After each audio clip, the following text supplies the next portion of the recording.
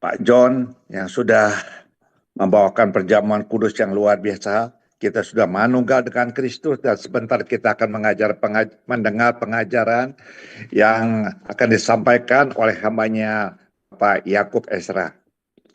Silakan Pak Yakub. Baik, Pak Iswayatna. Shalom, selamat Shalom. pagi. Kita tahu banyak sekali ulasan-ulasan mengenai kerusuhan yang baru terjadi.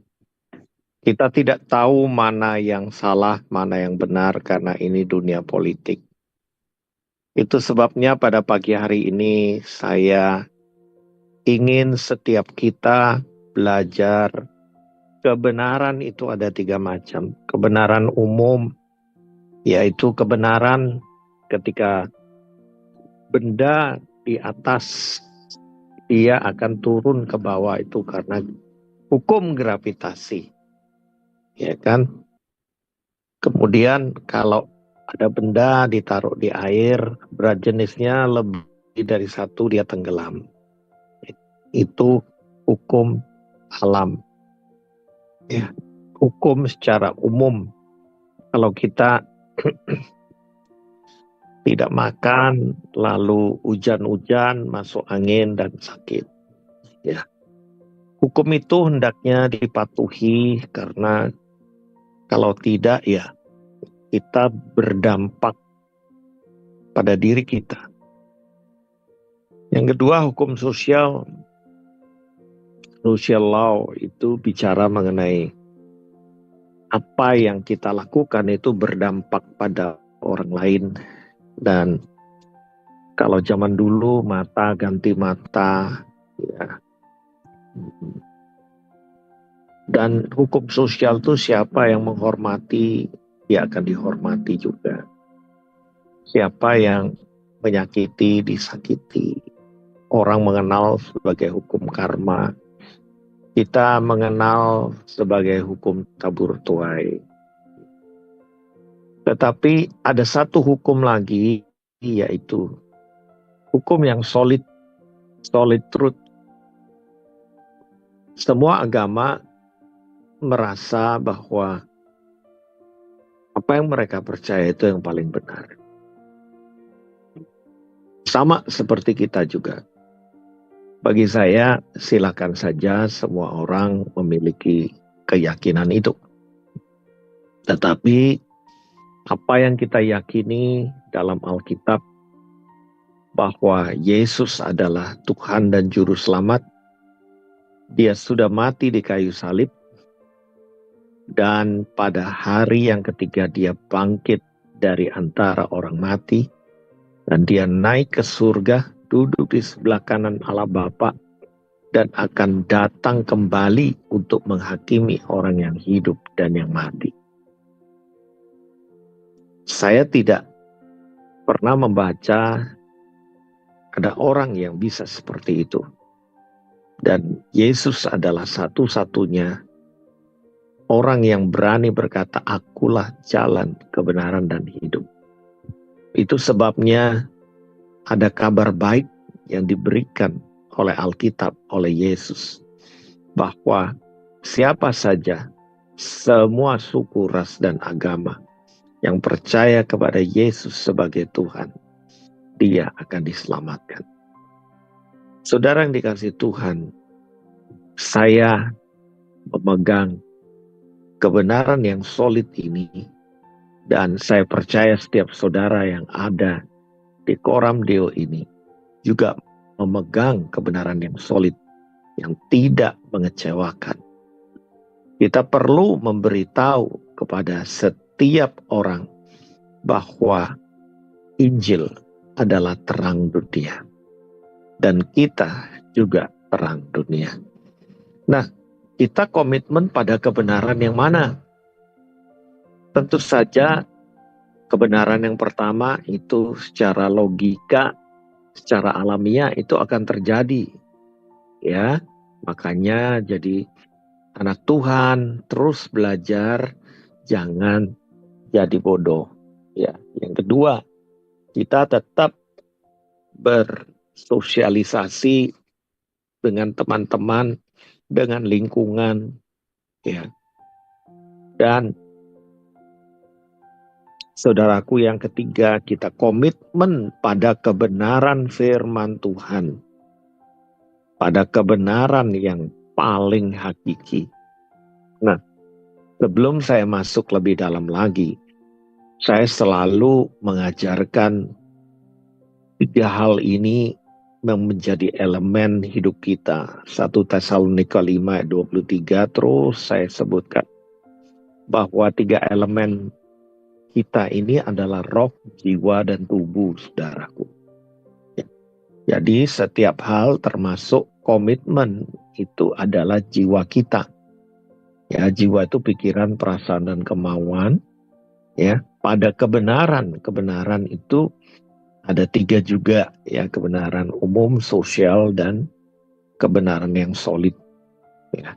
Maka dari itu, saudaraku, pada pagi hari ini kita pakai jiwa kita untuk komitmen pada kebenaran yang solid. Karena roh kita bisa menangkap kebenaran yang solid. Kenapa, saudaraku? Karena Yohanes 1 ayat 1 berkata bahwa kebenaran yang solid itu adalah Allah sendiri.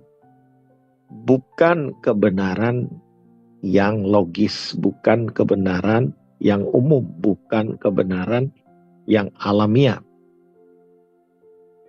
Bukan kebenaran sosial, tapi kebenaran yang solid, yaitu Alkitab sebagai firman Tuhan. Firman-Nya sendiri adalah Tuhan sendiri. Yohanes 1 ayat 1. Kebenaran itu sudah menjadi manusia. Ya. Dan 2 Timotius 3:16, kebenaran itu mampu mengoreksi hidup kita, mengarahkan hidup kita, menyucikan hidup kita. Karena Dia adalah Allah sendiri. Itu sebabnya, saudaraku, kebenaran yang solid itu otomatis diterima oleh roh kita. Dan jiwa kita itu bisa memilih kita mau komitmen atau tidak. Nah, yang ketiga ini yang sering menjadi masalah. Tubuh kita yang makan sehari 3 kali, yang suka jalan-jalan, yang suka ngantuk, tidur, yang suka ini dan itu. Nah, kata daging di dalam Alkitab sering disebut gabungan antara tubuh dan jiwa kita. Ya, jiwa mau, ya, tapi tubuh sering malas, ya. Itu sebabnya daging lemah, roh itu penurut. Kata penurut itu sebetulnya netral. Artinya bukan nurutin daging, tapi kita bisa melawan daging juga. Tuhan, kami mau belajar firman-Mu ini agar jiwa dan tubuh kami, juga roh kami, tunduk dan komit kepada kebenaran yang solid, yaitu firman-Mu. Saudaraku, ini cerita Tuhan Yesus di hadapan Pilatus. Ya. Yohanes 18 ayat 37. Jawab Pilatus, ini ngomong kepada Yesus, ya. Jadi engkau adalah raja. Pertanyaan ini, saudaraku, cukup menjebak, ya. Seorang politikus itu selalu menanyakan yang ambiguity, yang ambigu itu yang apa ya, arahnya bisa multi arah begitu. Kalau jawab ini artinya itu, jawab itu artinya ini, ya. Ya. Jadi engkau adalah raja. Kalau Yesus jawab iya, ya, maka dia bersalah karena dia ada di dunia. Tapi kalau dia jawab tidak, dia memang raja di atas segala raja. Ya. Nah, ini perlu hikmat, saudaraku. Dan Yesus menjawab dengan komitmen kebenarannya, engkau sendiri yang mengatakan bahwa aku adalah raja. Yesus berkata, Pilatus, kamu yang ngomong bukan aku. Untuk itulah aku dilahirkan dan untuk itulah aku datang ke dalam dunia ini. Dia memakai perkataan Pilatus sendiri dan dia masuk dalam kebenaran yang hakiki. Supaya aku memberikan kesaksian tentang kebenaran. Nah, kebenaran yang di sini adalah kebenaran yang hakiki, saudaraku. Kebenaran yang solid, bukan kebenaran sosial, bukan kebenaran umum. Setiap orang yang berasal dari kebenaran yang hakiki akan mendengarkan suaraku. Perkataan ini tidak dimengerti oleh Pilatus, saudaraku. Tapi kita mengerti bahwa Yesus adalah Tuhan. Bukan sekedar raja di atas segala raja. Dan perhatikan saudaraku, firman Tuhan berkata setiap orang, saudara dan saya, yang berasal dari kebenaran yang hakiki, yang solid, pasti bisa mendengarkan suara Tuhan. Apa itu komitmen pada kebenaran, saudaraku? Komitmen pada kebenaran adalah keputusan sadar dan berkelanjutan untuk memegang, menyatakan, dan hidup menurut kebenaran Allah sebagaimana dinyatakan dalam pribadi dan karya Kristus. Sekaligus menjadikan firman sebagai standar kebenaran, bukan opini manusia atau kepentingan pragmatis.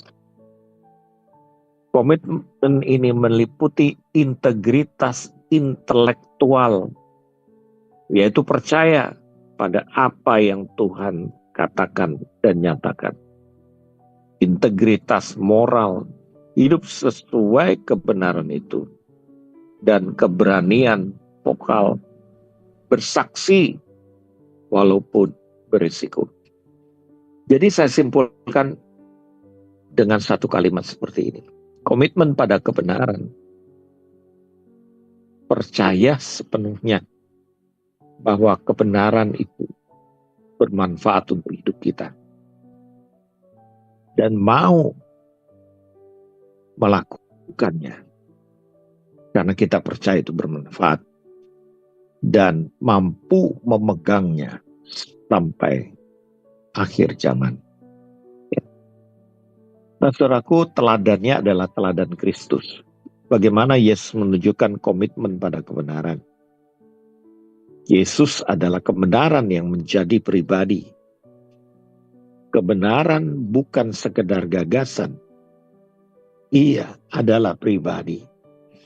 Yohanes 14 ayat 6. Yohanes 1 ayat 1. Bersaksi di hadapan kuasa. Di hadapan Pilatus, ia mengaku tujuannya. Memberi kesaksian tentang kebenaran, meski itu membawa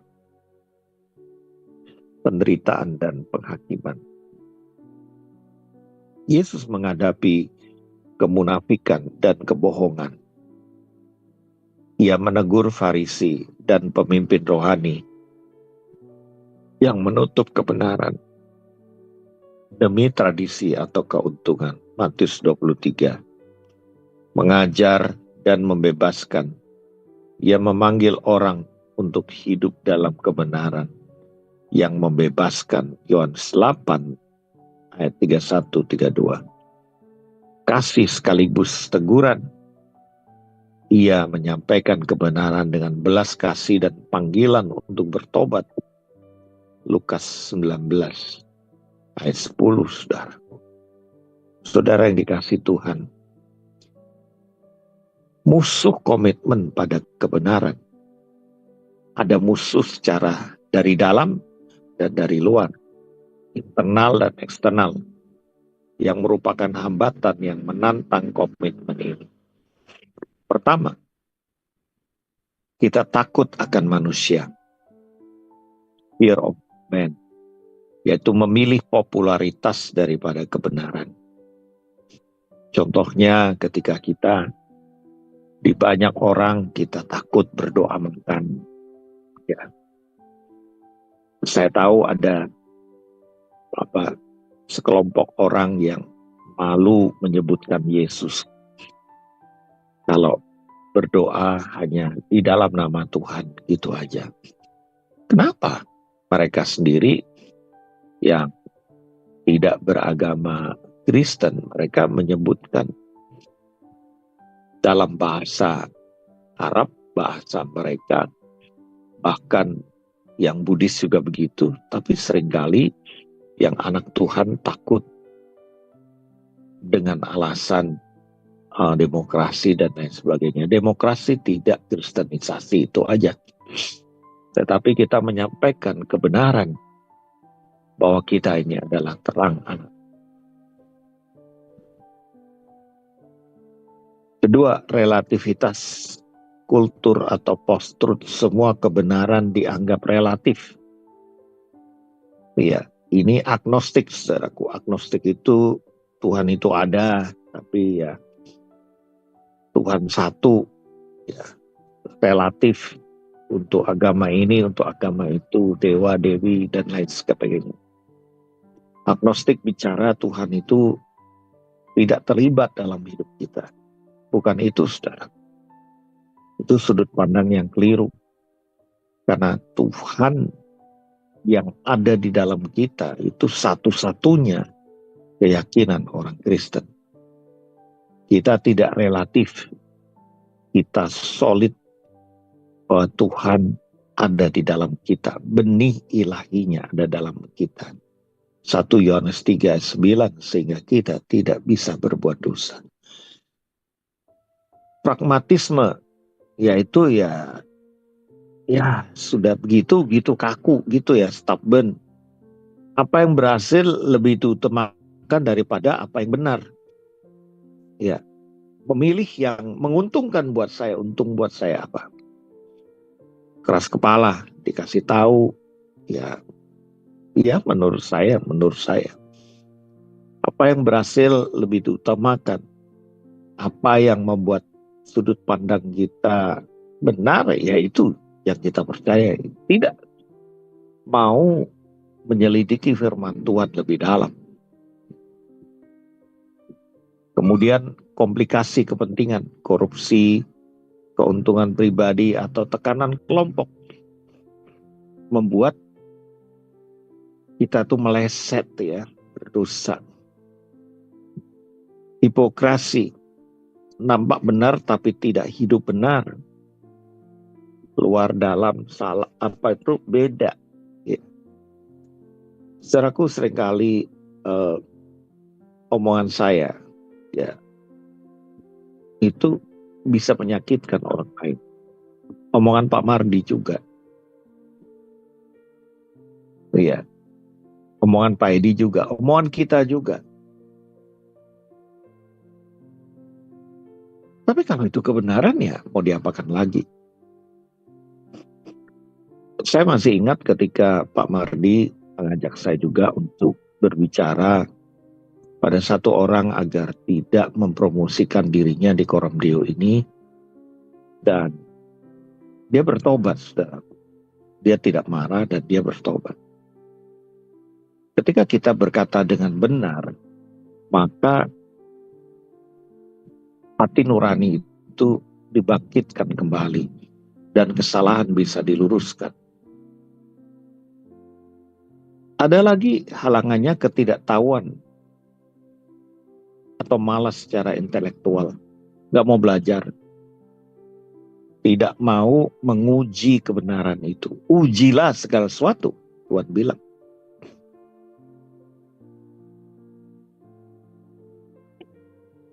Dan yang terakhir, saudaraku, musuh daripada komitmen itu adalah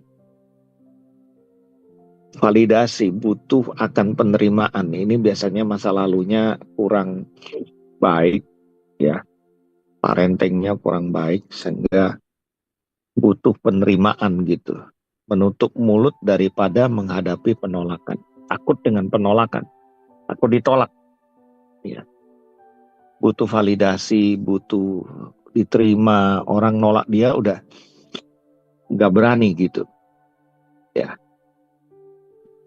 Seringkali saya juga ditolak ketika menyampaikan firman Tuhan. Kebenaran bukan hanya firman, pendapat aja bisa ditolak, saudaraku. Ya, kita harus membiasakan diri bahwa tidak semua orang bisa menerima kita. Dan penolakan itu adalah bagian dari kehidupan kita. Nah, latihan karakter yaitu praktek untuk memperkuat komitmen pada kebenaran. Prakteknya bagaimana? Secara harian, mingguan. Itu bisa dilatih, saudara. Yang pertama, baca dan renungkan firman tiap hari, fokus pada pasal tentang kebenaran, Yohanes, Amsal, dan Roma, ya, 3 buku ini syarat dengan kebenaran yang hakiki. Kitab Yohanes, kehidupan Yesus. Kitab Amsal, kebenaran yang merubahkan pola pikir kita. Bahkan dalam 1 tahun murid-murid saya membaca kitab Amsal, berubah tuh karakternya. 2 tahun berubah keluarganya, 3 tahun berubah bisnisnya. Ya. Kitab Roma adalah kitab yang ditulis oleh Rasul Paulus untuk para intelektual, bisnismen yang suka berpikir secara filosofi. 3 kitab ini saya bagikan kepada orang-orang yang berbeda. Saya minta mereka membaca bukan per pasal, tapi mereka dapat apa, kirimkan ke saya. Ada keluarga dari Papua dan mereka segera mengalami pemulihan. Segera mengalami pemulihan ketika mereka berdua membaca firman ini. Mereka tidak jadi bercerai, hubungan mereka harmonis dalam waktu sekitar 3, 4, 5 bulan. Ya.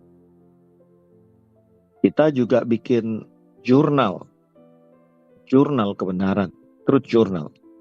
Catat momen ketika kita tergoda, kompromi, tulis respon berbasis firman Tuhan, dan kita sudah melakukannya ini ya di Koramdeo ini.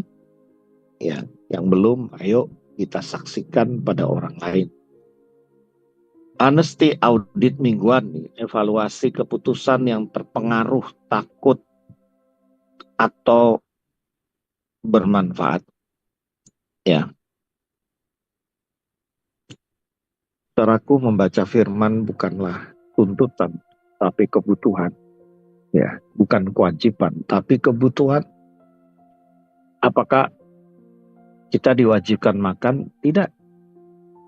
Tubuh kita butuh makan, butuh asupan. Jiwa kita butuh untuk dihargai dan dikasihi. Nah, kebenaran itu kebutuhan roh kita, kebutuhan jiwa kita. Ya, kalau tubuh ini hanya butuh kebenaran umum dan sosial, saudaraku, jiwa sosial. Tapi roh kita betul-betul bukan kebenaran umum atau sosial. Roh kita butuh kebenaran yang hakiki, juga penyembahan, gaya hidup, juga persekutuan, itu jiwa kita butuhnya. Ya.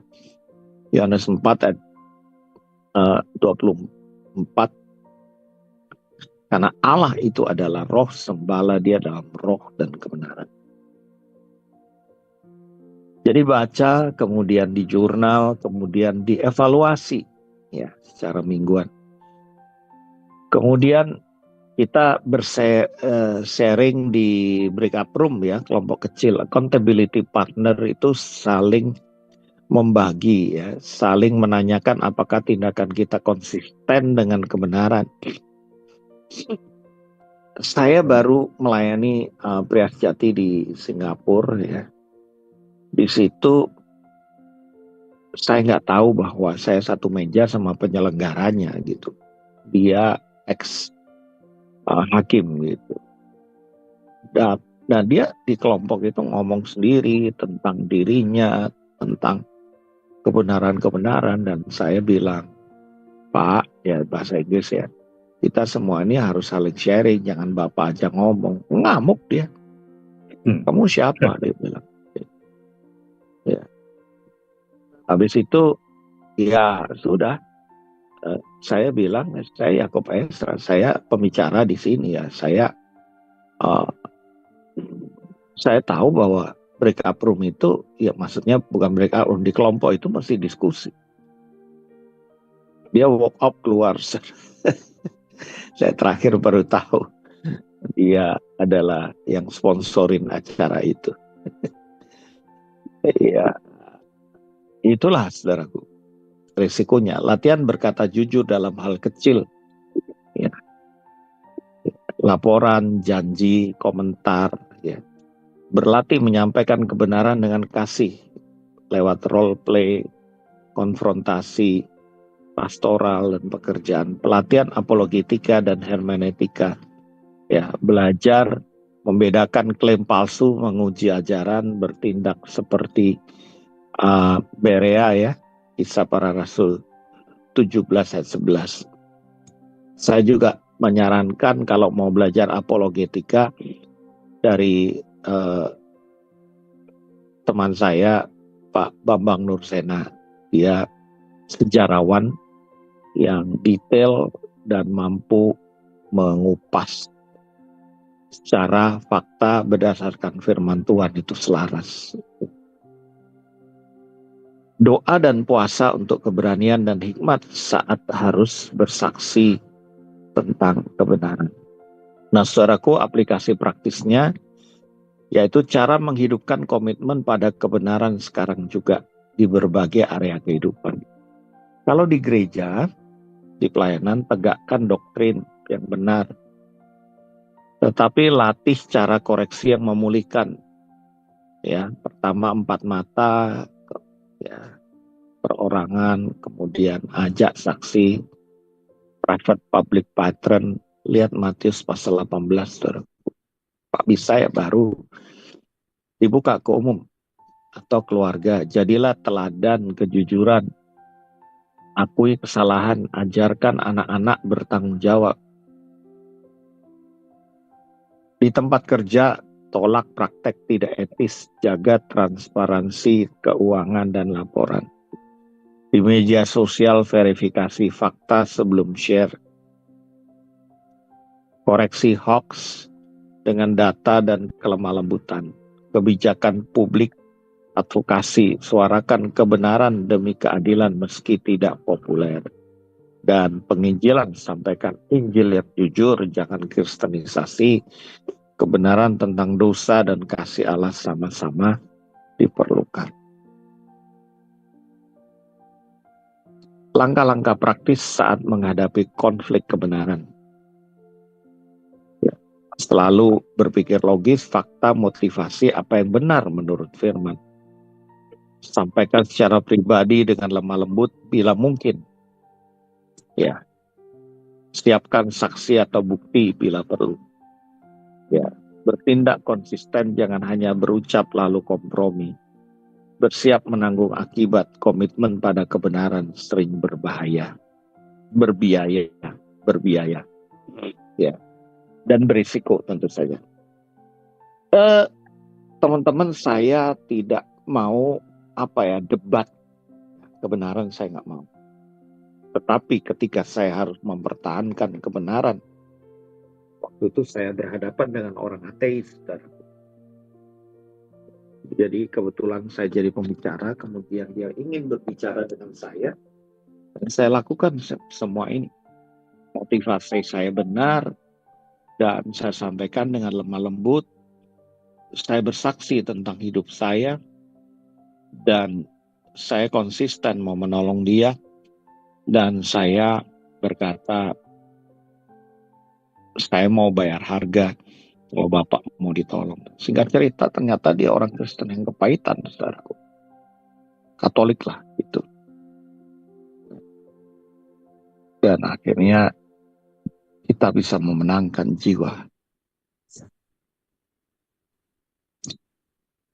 Nah, ada 12 ayat pendukung komitmen pada kebenaran, saudaraku. Ya, karena waktu saya sebutkan aja Yohanes 18 ayat 37. Yohanes 14 ayat 6, kata Yesus berkata, "Akulah jalan, kebenaran dan hidup. Tidak ada seorang pun datang kepada Bapa kalau tidak melalui aku." Yohanes 8 ayat 31 32. Maka katanya kepada orang-orang Yahudi yang percaya kepadanya, "Jikalau kamu hidup dalam firman-Ku, kamu benar-benar adalah murid-Ku. Kamu akan mengetahui kebenaran, dan kebenaran itu akan memerdekakan kamu." Yohanes 1 ayat 17, sebab hukum Taurat diberikan oleh Musa, tetapi karunia dan kebenaran datang oleh Yesus Kristus. Yohanes 4 ayat 15, tetapi dengan teguh berpegang pada kebenaran dalam kasih, ketika kita bertumbuh di dalam segala hal ke arah Dia, Kristus yang adalah kepala. Teman-teman, ini ada lampiran saat teduhnya. Setiap hari Senin saya membahas karakter Kristus, di mana bicara tentang Kristus dan karakternya Kristus yang berkomitmen pada kebenaran. Dan saya sarankan kalau Anda memerlukan PDF ini juga bisa diambil ya, ini di chat atau saat teduhnya. 2 Timotius 4 ayat 2, beritakanlah kebenaran firman, siap sedialah baik atau tidak baik waktunya. Nyatakanlah apa yang salah, tegurlah dan nasihatilah dengan segala kesabaran dan pengajaran. Mazmur 51 ayat 6, sesungguhnya engkau berkenan akan kebenaran dalam batin, dan dengan diam-diam engkau memberitahukan hikmat padaku. Matius 5 ayat 6, berbagilah orang yang lapar dan haus akan kebenaran, mereka pasti dipuaskan. Amsal 23 ayat 23, belilah kebenaran dan jangan menjualnya. Ini kata kiasan ya, kebenaran nggak bisa dibeli, artinya kita cari kebenaran dan jangan lepaskan. Demikian juga dengan hikmat, didikan, dan pengertian. 2 Korintus 4 ayat 2, tetapi kami menolak segala perbuatan tersembunyi yang memalukan. Kami tidak berlaku licik dan tidak memasukkan firman Allah. Sebaliknya kami menyatakan kebenaran, dan dengan demikian kami menyerahkan diri kami untuk dipertimbangkan oleh semua orang di hadapan Allah. Kisah Rasul 17 ayat 11, orang-orang Yahudi di kota itu lebih baik hatinya daripada orang-orang Yahudi di Tesalonika, karena mereka menerima firman itu dengan segala kerelaan hati, dan setiap hari mereka menyelidiki kitab suci untuk mengetahui apakah semua itu benar demikian. Efesus 4:25, karena itu buanglah dusta dan berkatalah benar seorang kepada yang lain, karena kita adalah sesama anggota. Saudaraku, ini untuk refleksi pribadi, untuk renungan, doa, meditasi. Di area mana saja saya paling mudah kompromi dengan kebenaran? Kenapa? Siapa atau apa yang membuat saya takut untuk berbicara kebenaran? Bagaimana saya bereaksi ketika kebenaran menegur saya? Saya bertobat atau membela diri? Apakah saya lebih menghargai kedamaian sementara daripada kebenaran yang menyakitkan? Langkah konkret apa yang akan saya ambil minggu ini untuk menegakkan kebenaran dalam kasih? Nah, saudaraku, ada pertanyaan diskusi, saudara bisa pilih ya. Mengapa menyaksikan kebenaran seringkali berbiaya bagi seseorang pengikut Kristus? Harus bayar harga maksudnya. Bagaimana kita membedakan antara kebenaran teologis dan opini pribadi yang dikemas dengan kebenaran?